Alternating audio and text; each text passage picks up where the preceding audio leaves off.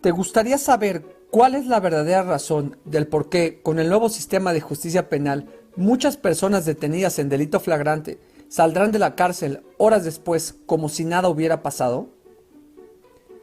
En esta pequeña cápsula te explicaré con peras y manzanas cuál es la realidad.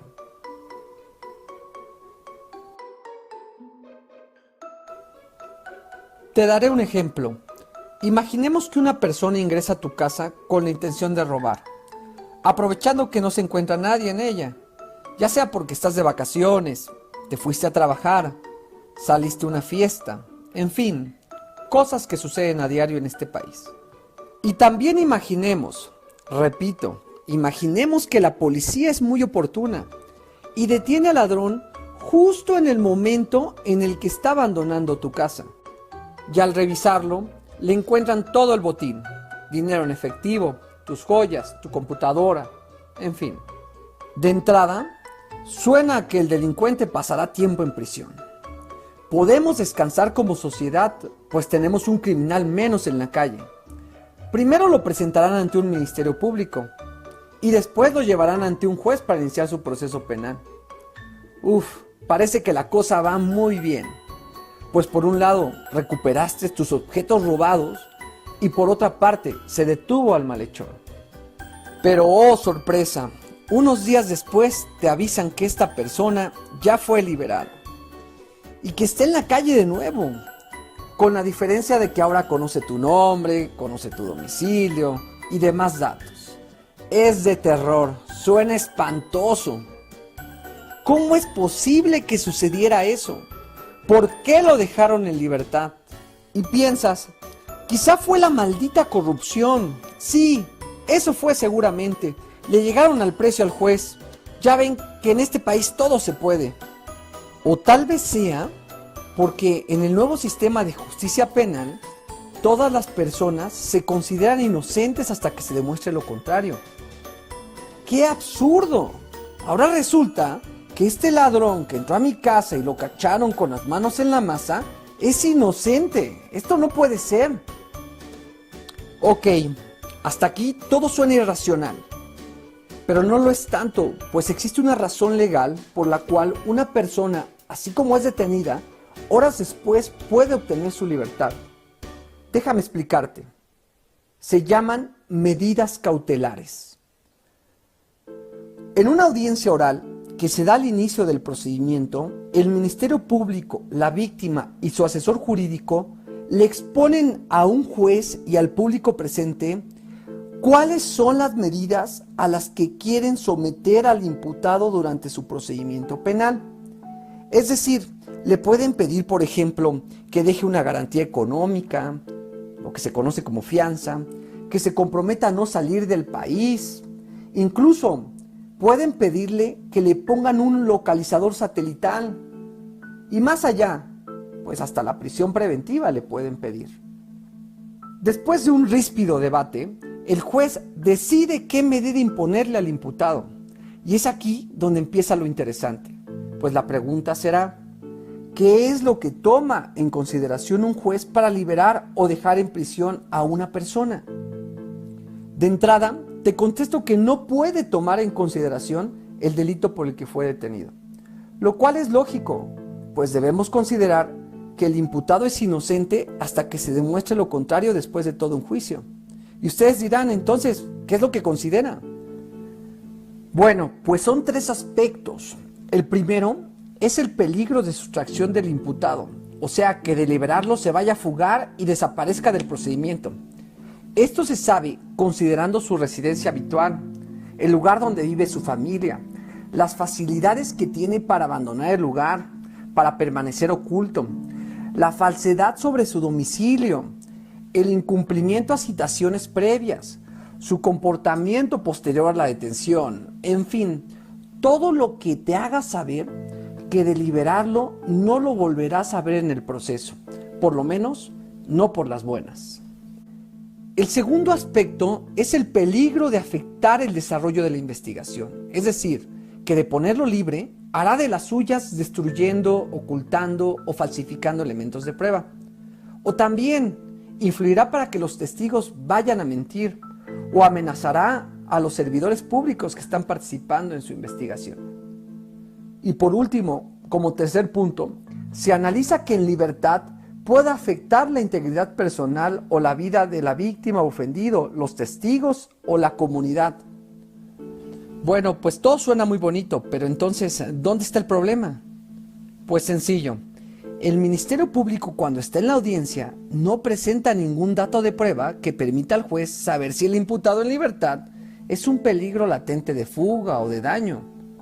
Cuando te digo ninguno, es ninguno. Simplemente el Ministerio Público lo lleva ante el juez y públicamente pide la prisión preventiva, pero no justifica el motivo. Y es aquí cuando ustedes pueden insistir diciéndome que el motivo es que robó una casa habitación. Pero como te lo he explicado, esta no puede ser la razón para dejar a una persona en prisión preventiva. Sé que parece una locura, pero no lo es tanto. Te lo explicaré con otro ejemplo. Vamos a suponer que tú estás caminando por la calle muy a gusto y te encuentras a un amigo que te invita a dar una vuelta en su nuevo coche. Unas cuadras después, los detiene una patrulla diciendo que ese coche es robado. Y luego llega la víctima e injustamente te señala como uno de los que se robaron el coche. Tú lo niegas, pero no hay razones que alcancen para evitar tu detención.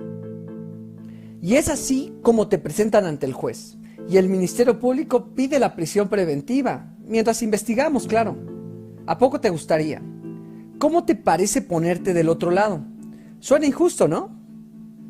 Que por un solo señalamiento te mantengan preso con el famoso mientras averiguamos, para después darte el más famoso, usted disculpe. ¿No te gustaría defenderte en libertad? Aquí la cosa no es hacer polémica en relación a los ejemplos. Lo verdaderamente importante es saber que una persona esté en prisión mientras se investiga solo y si el Ministerio Público demuestra con datos de prueba que su liberación representará un riesgo o un peligro. Esto sin importar si lo acusan por un robo de 1,000 millones de pesos o si lo acusan por un robo de 100 pesos. Por eso, que no te engañen diciendo que así como entran de la cárcel salen a volver a delinquir. Si esto sucede así, es por la incapacidad del Ministerio Público para presentar datos de prueba que demuestren que el detenido representa un riesgo. Esas son las verdaderas razones y no la ley, no el nuevo sistema, no la corrupción, no es que sea inocente hasta que se demuestre lo contrario, no es eso, es más simple. Se trata de la incapacidad o de la negligencia de la autoridad ministerial para justificar el riesgo que genera una persona en libertad. Y me dirán los ministerios públicos que justificarlo no es tarea fácil, que es difícil demostrar los riesgos para dejar a una persona en prisión. Y tendrán razón en ello, fácil no es y no tiene por qué serlo, pues se trata de llevar a la cárcel a una persona mientras averiguan si fue o no fue, lo que es devastador para su persona, para su familia, para sus bienes. De hecho, tiene que ser difícil. Ahora bien, la ley tiene previsto utilizar a peritos para que evalúen riesgos de las personas. Tampoco es que tengan que hacer tanto. Pues llaman a un perito a que evalúe al detenido y determine si psicológicamente, socialmente, sociológicamente se puede justificar que esté en prisión preventiva mientras dura el procedimiento. Y me dirán, pues es que tampoco hay personal para hacerlo. Bueno, ese es otro cantar. Lo cierto es que el nuevo sistema de justicia penal no es el causante de que la gente, así como es detenida, así salga de nuevo. Si eso pasa es porque alguien no hizo su trabajo. Hay una excepción a todo lo que he dicho en esta cápsula, y es cuando se trata de delitos de mayor impacto social, como es el homicidio doloso, la delincuencia organizada, una violación, un secuestro, la trata de personas, los robos con violencia, en fin, todo lo que se haya cometido con un medio violento.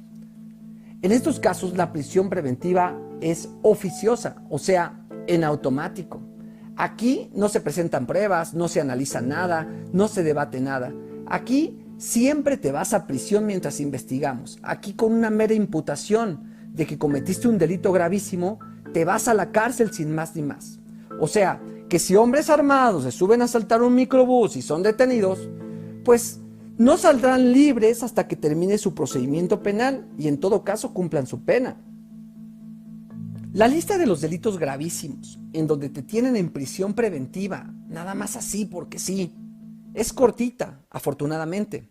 Sin embargo, nuestras autoridades están proponiendo alargarla un tanto más, lo cual es aberrante, por decirlo cortésmente, pues no se dan cuenta que el problema no es la lista de delitos, sino la incapacidad de la autoridad ministerial para investigar y recabar datos de prueba relacionado con los riesgos que representan las personas en libertad.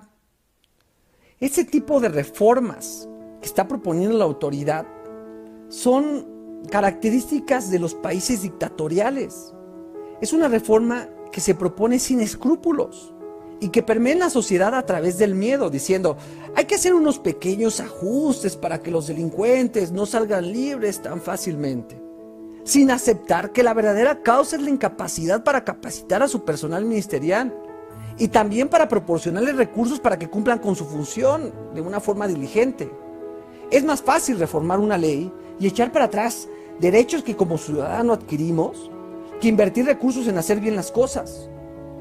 En conclusión, con el nuevo sistema de justicia penal, cualquier persona que esté siendo procesada puede permanecer en prisión preventiva, ya sea porque se le impute un delito gravísimo o porque el Ministerio Público, a través de la aportación de datos de prueba, justifique la necesidad de que el sujeto permanezca en prisión, ya sea porque representa un riesgo o ya sea porque represente un peligro.